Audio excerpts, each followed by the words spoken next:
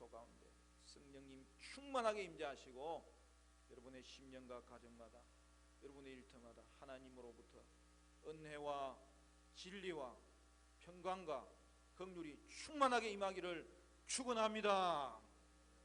자, 우리 42문 43문이죠. 예. 42문 네, 42문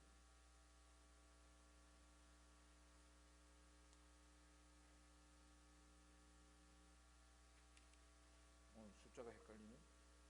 43문 맞죠? 네, 43문. 우리 질문은 제가 하고 답은 여러분이 한 목소리로 읽고 소요리 강에 들어가겠습니다. 43문 십계명의 머릿말은 무엇입니까? 십계명의 머릿말은 나는 너를 애굽 땅 종되었던 집에서 인도하여 낸 내 하나님 여호와니라 입니다. 여러분, 이제 우리가 십계명을 본격적으로 들어가는데요.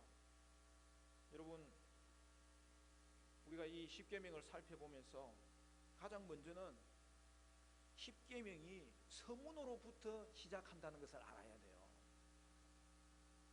그래서 여러분, 오늘 십계명 본문인 출애굽기 20장 그 2절부터 21절을 보면 제일 먼저 시작하는 내용이 뭐죠? 오늘 읽은 본문 말씀입니다. 우리 같이 읽어볼까요? 출애굽기 20장 2절 말씀 시작. 나는 너를 애굽 땅 종되었던 집에서 인도하여 낸 내 하나님 여호와니라. 여러분, 십계명의 독특한 점이 바로 이거예요. 계속 살펴보겠지만 십계명이 언약의 계명이기 때문에 이 문구가 반드시 등장하는 거예요.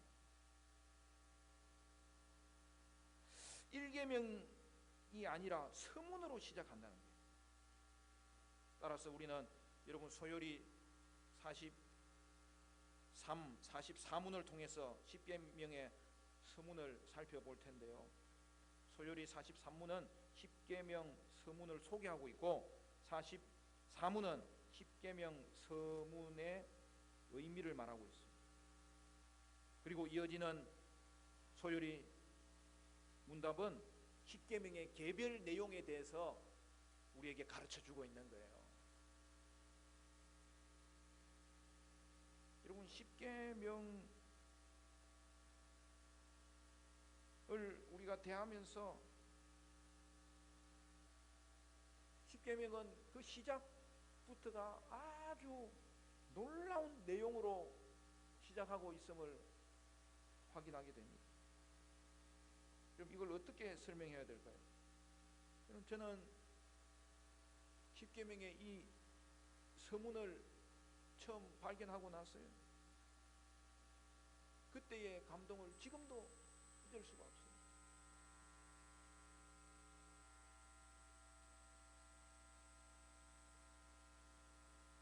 지금도 우리는 이 문구를 볼 때마다 여전히 확인하는 하나님의 놀라운 은혜가 있는 거예요. 여러분, 십계명의 서문이 뭐죠? 하나님이 이스라엘을 그 노예의 자리에서 인도하여 끌어내셨다는 거예요. 여기서부터 십계명이 시작되는 거예요. 하나님이 이스라엘을 종의 자리에서 해방시키셨다는 거예요. 구원하셨다는 거예요. 그걸 말하는 것입니다. 그로 인하여 이스라엘은 구원받은 백성이 되었다는 사실이죠.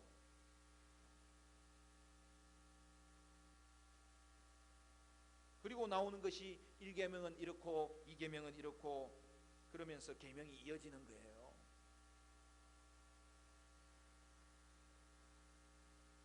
그러니까 하나님은 계명을 주시기 전에 백성들에게 계명을 지켜야 되는 이유를 먼저 말씀하신 거죠. 여러분, 십계명을 지켜야 하는 이유가 뭐죠?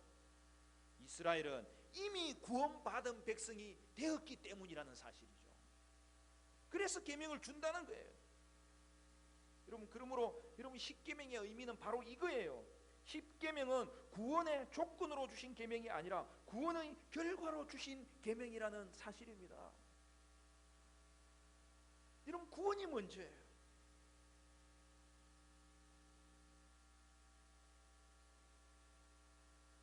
십계명은 이미 구원받은 백성에게 주신 거예요.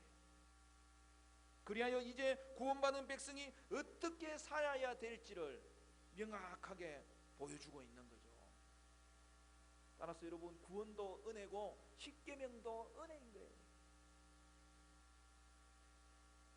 그래서 십계명에서 하나님은 먼저 자신이 누구인지를 밝히고 있는 거예요. 그리고 이것은 자연스럽게 우리가 누구인지를 보여주는 거죠. 우리는 이것을 성도의 정체성이라고 하는 거예요. 여러분, 성도는 먼저 내가 누구인지를 알아야 되는 거예요. 여러분, 거기로부터 어떻게 살지가 나오는 거예요. 하나님이 우리를 구원하셨습니다. 그리하여 우리는 하나님의 구원받은 백성이 되었다는 사실이죠. 오늘 소요리에서는 뭐라고 대답하죠? 성경을 그대로 인용하잖아요. 나는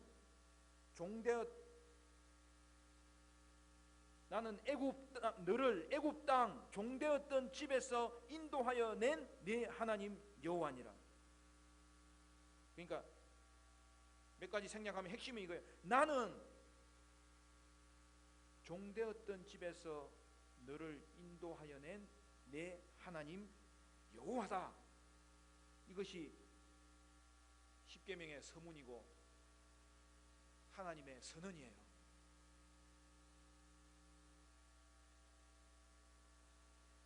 그래서 이어지는 소요리 44문은 이제 이것을 하나씩 설명하는 거예요. 그래서 뭐라고 이야기합니까? 여러분, 게재해 놓지는 않았지만은 소요리 44문은 이것을 설명하면서 하나님이 누구이신지를 밝히는데요. 하나님은 주권자요, 우리 하나님이시요, 구속주라고 설명하는 것입니다.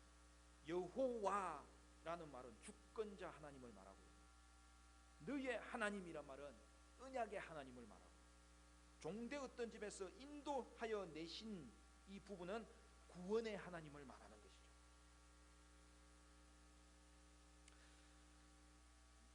그런데 그 소요리 그 영어 원문에는요, 여호와라는 말이 안 등장하고 로드, 주라는 표현으로 사용했어요. 그러니까 The Lord your God이죠. 그러니까 나는 너를 애굽 땅 종되었던 집에서 인도하여 낸 너의 주 하나님이라. 이렇게 그 소요리 17세기 그 원문에는 그렇게 되어 있어요. 그렇게 한 이유는 뭐냐면, 당시에 영어 성경이 출애굽기 20장 2절을 번역할 때에 거기에도 The Lord your God이라고 영어 성경에 그렇게 되어 있어서, 여러분, 오늘 이 대답은 성경을 그대로 인용한 거잖아요. 그래서 너의 주 하나님이라고 이렇게 표현하는 거예요. 근데 히브리어 성경 원문에는 정확하게 어떻게 되어 있냐면은,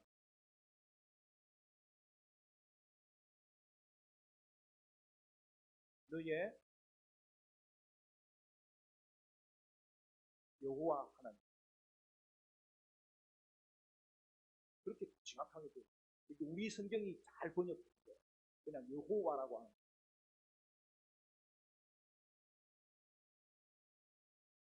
그러니까 이 영어 성경에는 보면 그냥 주로 다 번역해요. 여호와라는 명칭이 구약 성경에는 있는데, 그것이 70인역, 즉 헬라어로 먼저 번역될 때에 그냥 다 주로 번역했거든요.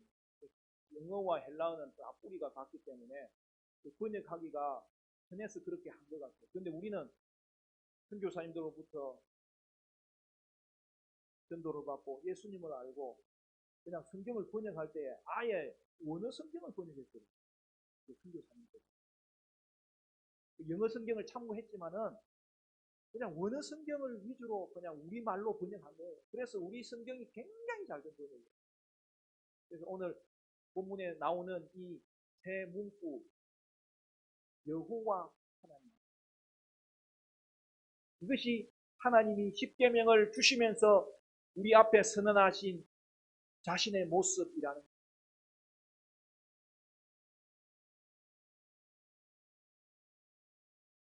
그래서 오늘 주부에 번역 실어 놓은 것도 그냥 우리 번역자가 우리 성경을 따라서 그냥 번역했어요. 원래 영어 웨스트민스터 신앙고백 소요리 문답에는 그의 주 하나님이라 되어 있는데 우리는 성경 원문대로 그의 여호와 하나님이시고 정확하게 사용했습니다. 그러니까 여호와라는 의미가 주라는 의미가 있는 것은 사실이기 때문에 의미는 변하지 않을 것입니다. 그러므로 여러분 결국에는 하나님은 어떤 하나님이라는 거예요. 한마디로 말하면 언약의 하나님이다. 그리하여 우리는 누구라는 거예요? 우리는 구원받은 언약 백성이 되었다는 거예요. 그러니까 십계명은 언약 백성에게 주신 계명으로 언약의 계명입니다. 성도는 먼저 언약 백성이 된 거예요. 그랬기 때문에 이제는 언약을 지킬 수 있게 되었습니다.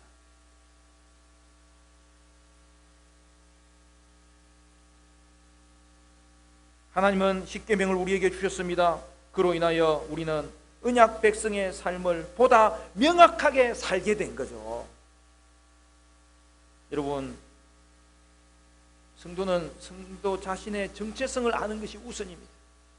사랑하는 여러분, 저와 여러분은 하나님으로 말미암아 구원받은 언약 백성 되었다는 이 사실 앞에서 감사할 수 있기를 간절히 축원합니다. 따라서 십계명을 따라 언약 백성을 나타내고 언약 백성의 삶을 살아야 함을 우리는 알고 있는 것이고 또한 그 삶을 실제로 사는 것이죠. 하나님은 이스라엘 나라를 위해 위대한 일을 행하셨습니다. 하나님이 애굽에서 학대받던 이스라엘을 해방시키셨습니다.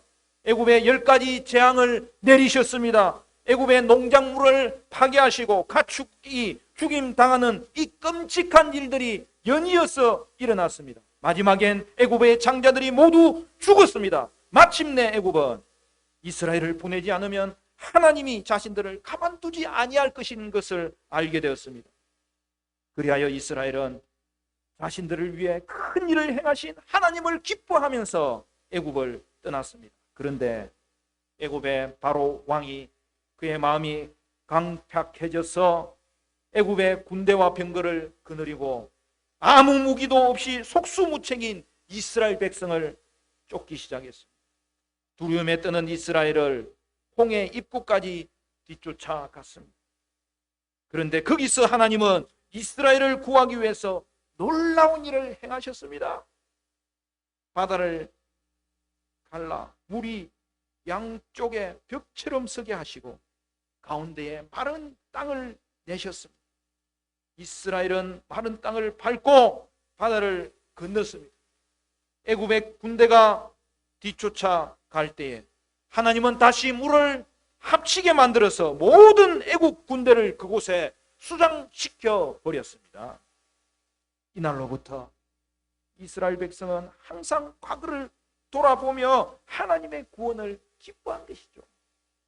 하나님은 노예 생활에서 그들을 구원하여 주신 분이십니다. 자신들이 감히 싸울 수 없는 강한 적들에게서 하나님이 구해 주셨습니다. 이 구원은 이스라엘이 하나님과 맺은 특별한 관계의 시작인 거죠. 여러분, 하나님이 이스라엘을 구원하신 이유는 그들을 자기 백성으로 삼기 원하시기 때문에 하나님은 세상 모든 나라 중에서 이스라엘과만 언약을 맺으셨습니다. 여러분, 이것을 우리는 시내산 언약이라고. 하나님은 이스라엘을 구원하사 자기 백성으로 삼으시고 이를 위해 시내산에서 언약을 맺었습니다. 그때 주신 것이 십계명이에요. 여러분,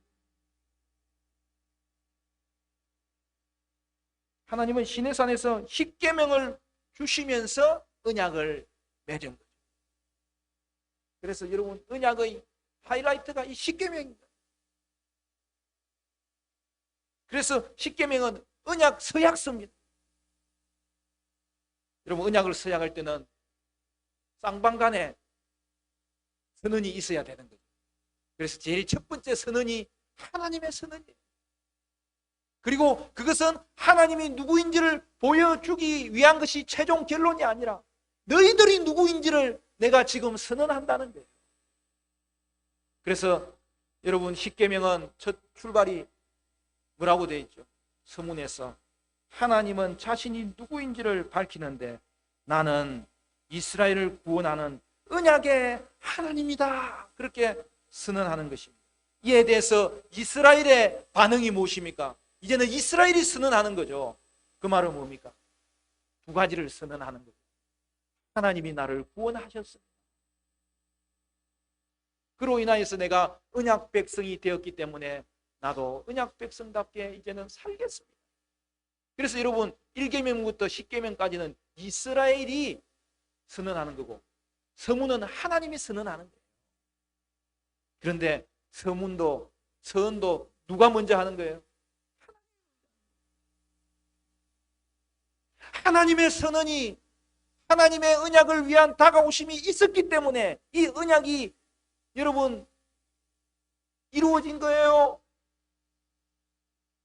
그러니까 하나님은 언약의 당사자들을 하나님이 친히 구원하시고 그들과 언약을 맺게 되었다는 것을 오늘 십계명이 그 구조를 통해서도 보여주고, 바로 십계명의 의미는 그것이라는 사실을 우리는 반드시 기억해야 되는 거예요.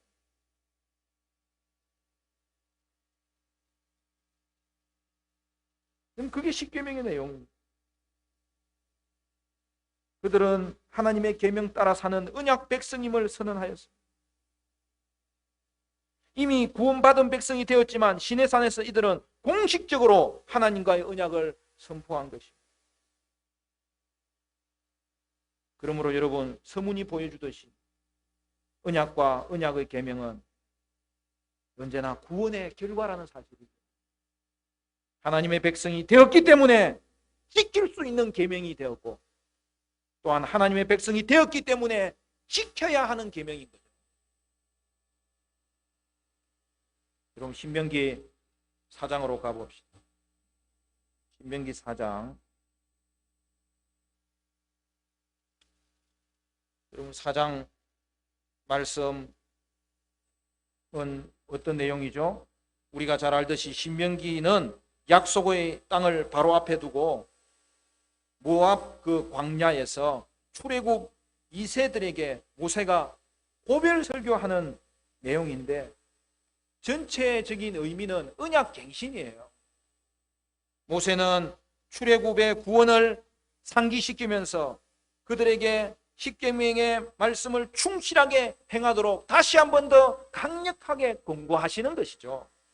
그래서 신명기 4장 여러분 5절부터 보십시오.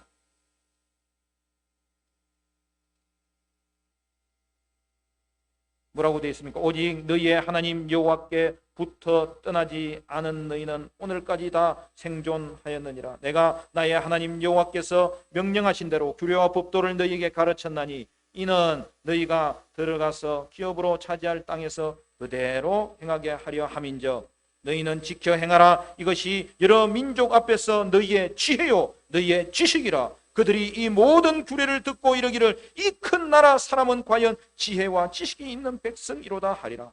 우리 하나님 여호와께서 우리가 그에게 기도할 때마다 우리에게 가까이 하심과 같이 그 신이 가까이 함을 얻은 큰 나라가 어디 있느냐? 오늘 내가 너희에게 선포하는 이 율법과 같이 이 규례와 법도가 공의로운 큰 나라가 어디 있느냐?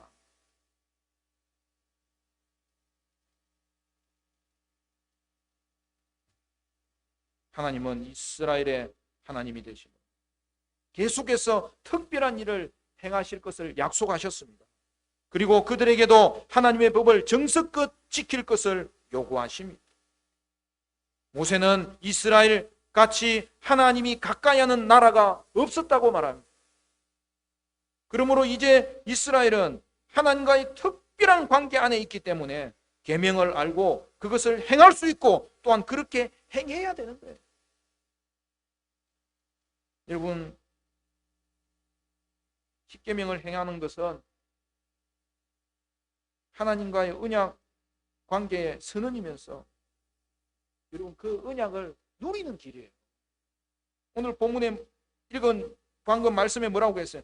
하나님의 법을 잘 지키면 큰 나라가 되고 지혜와 지식의 백성이 되는 거예요. 하나님의 법이 있었기 때문에 이스라엘은 큰 나라가 될 수 있었어요. 하나님은 구약에서 이스라엘 나라를 위해 위대하고 강력한 일을 행하셨습니다. 하나님은 이스라엘을 강력한 방법으로 구해내셨고 적들에게서 건지셨고 큰 복을 주셨잖아요. 그런데 말입니다, 오늘날 하나님이 저와 여러분을 자기 백성으로 만들기 위해서 하신 일은 더 크고 놀라운 일이라는 사실이죠. 강력한 방법으로 저와 여러분을 죄에서 구원하셨고 또한 죄로 말미암아 우리에게 닥쳐있는 하나님의 진노에서 건지셨습니다. 하나님은 우리의 적들 죄와 사탄과 죽음에서 우리를 구원하셨습니다. 하나님은 우리에게는 더 큰 복을 주셨습니다. 하나님이 우리를 자녀 삼으시고 성령님을 보내주셔서 이제는 우리 안에 살게 되시고 그리하여 영원한 생명을 선물로 주셨습니다. 여러분, 구약 시대 사람들이 하나님이 주신 도덕법을 지켜야 할 이유가 충분했답니다.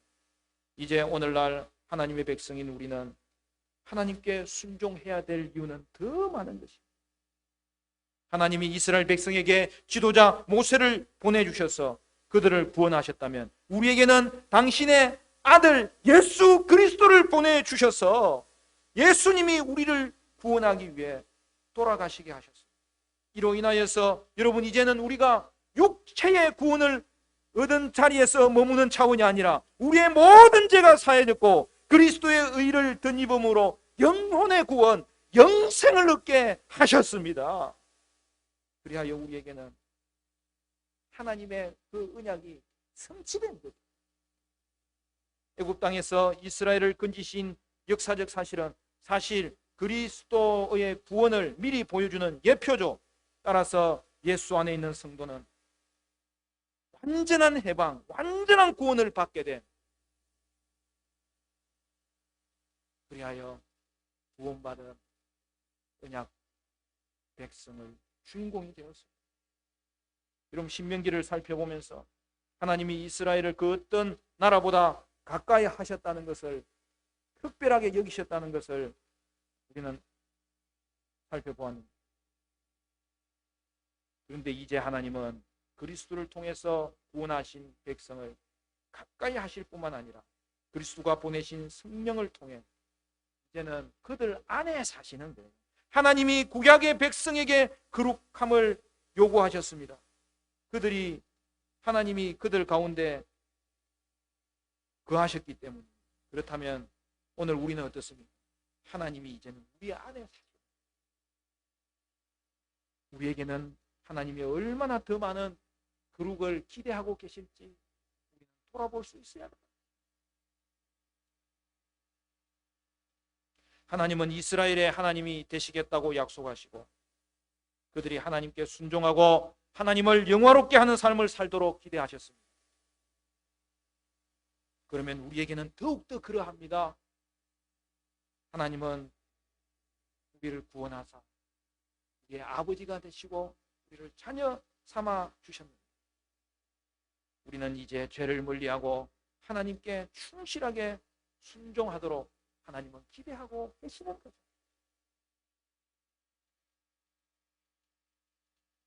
고린도후서 6장 16절 17절 말씀은 이렇게 말합니다. 하나님의 성전과 우상이 어찌 일치가 되리요? 우리는 살아계신 하나님의 성전이라. 이와 같이 하나님께서 이르시되 내가 그들 가운데 거하며 두루 행하여 나는 그들의 하나님이 되고 그들은 나의 백성이 되리라. 그러므로 너희는 그들 중에서 나와서 따로 있고 부정한 것을 만지지 말라. 내가 너희를 영접하여 너희에게 아버지가 되고 너희는 내게 자녀가 되리라. 전능하신 주의 말씀이니라 하셨느니라. 여러분, 오늘 읽은 말씀은 놀라운 진술을 우리에게 주고 있는데요.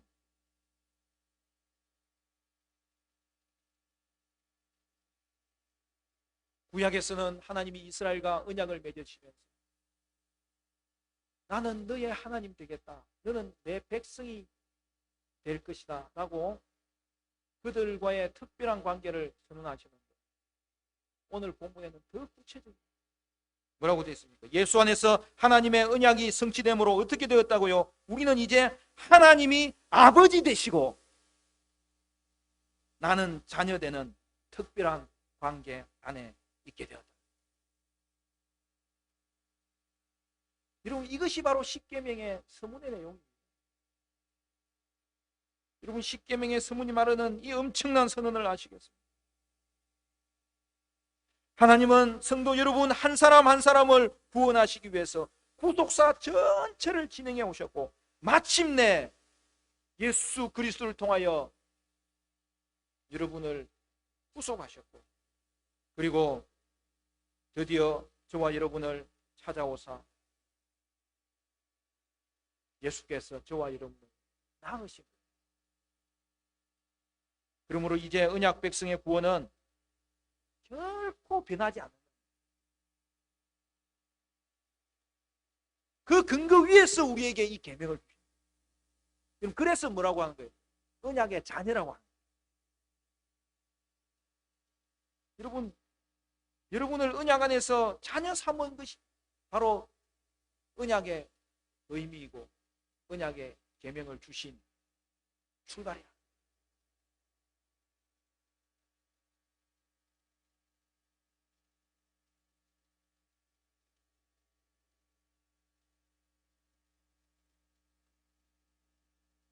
우리가 애들 키우다 보면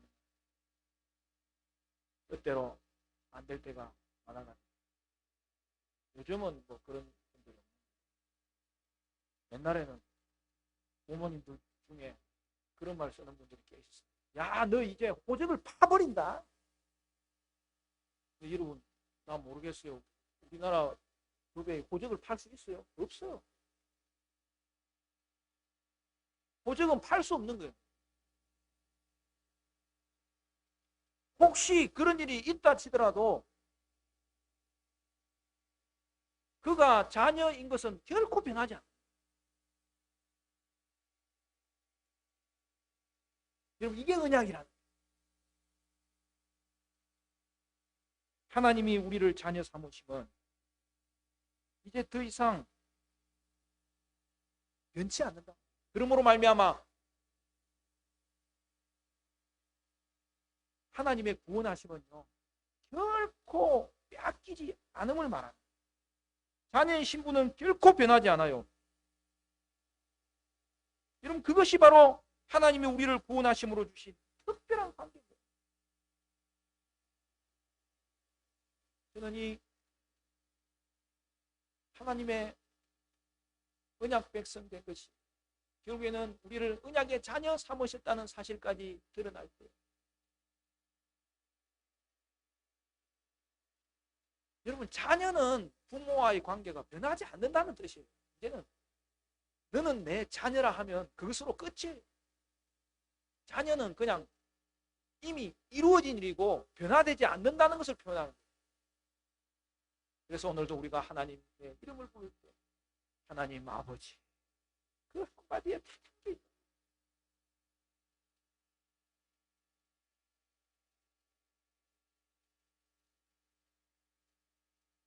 제가 뭐라고 설명할 수가 없어요. 그러나 단 한 가지, 오늘 저와 여러분을 구원받게 하셔서 언약 백성 되게 하셔서 특별히 자녀 삼아 주셨다는 이 사실 앞에서 그 어떤 자들도 우리의 구원을 빼앗아갈 수 없다는 것이 다 들어가 있는 거예요. 자녀는 바꿀 수 없어요. 구원은 바꿀 수 없어요. 하나님이 저와 여러분을 구원하사 자녀 되게 이미 하셨어요.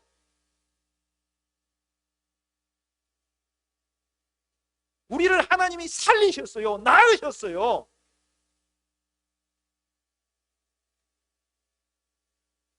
그래서 여러분 아버지의 이름 많이 부르십시오. 할렐루야.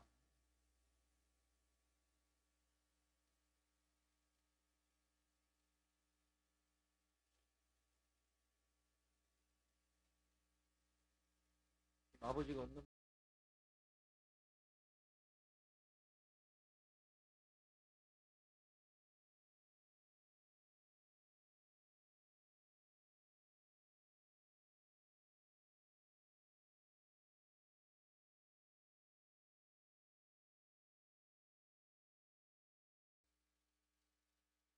나밖에 없어. 누가 뭐라 해도 나는 너를 위해. 그래서 나는 우리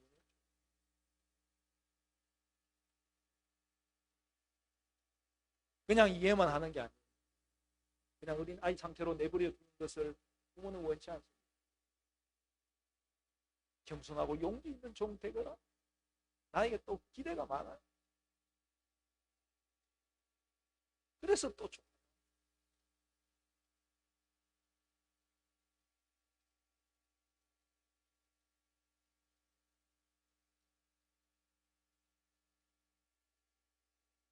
어느 목사님이 간증을 하는데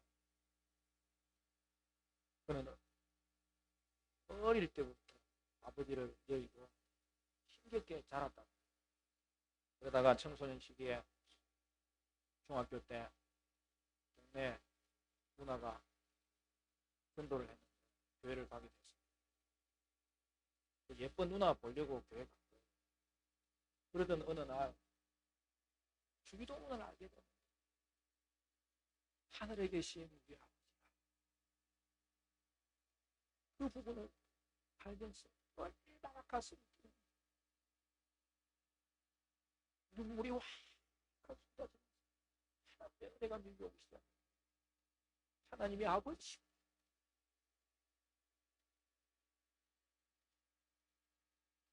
나에게도 아버지가 계시구나. 아버지가 살아계시구나. 나도 이제는 아버지가 계시구나. 그 이후로부터 예수 믿고 하나님 아버지를 부르면서 그 어떤 어려운 환경 속에서도 조금도 흔들리지 아니하며 주를 향하여 충성을 다하며 신앙생활을 했다는 거예요. 사랑하는 성도 여러분, 여러분이 처한 환경이 어떠하든지 간에 그때 또 우리에게는 아버지가 계십니다. 그러므로 여러분, 계명은 자녀가 되라고 주신 것이 아니라 자녀가 되었기 때문에 자녀답게 살라고 주신 거예요. 오늘 우리의 구원은 결코 빼앗기지 않는다는 이 전제 안에서 우리에게 주신 거예요. 그러므로 여러분, 성도는 하나님의 구원으로 말미암아 회복된 자예요. 그런데요, 이 계명에 순종하면 순종할수록 이 회복의 은혜가 더 경험되는 거예요.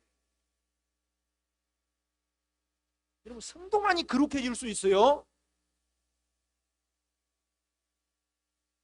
성도만이 더 이상 죄의 종으로 매여 있지 않기 때문입니다. 그래서 성도만이 거룩을 쌓을 수 있어요. 그런데 그 쌓는 것마다 남는 거예요. 거룩은 쌓을수록 유익한 거예요. 그것이 오늘 십계명을 주신 하나님의 뜻이에요. 말씀을 맺겠습니다. 사랑하는 성도 여러분, 오늘도 하나님은 우리에게 구원받은 하나님의 자녀가 되었다고 선언해 주시는 우리 하나님 앞에서 우리는 계명을 사랑하고 그의 계명을 더욱 순종함으로 날이 갈수록 이미 회복된 하나님의 자녀의 모습이 더욱더 회복되는 나온 역사를 경험하게 되시고 주님의 은혜를 간절히 축원합니다.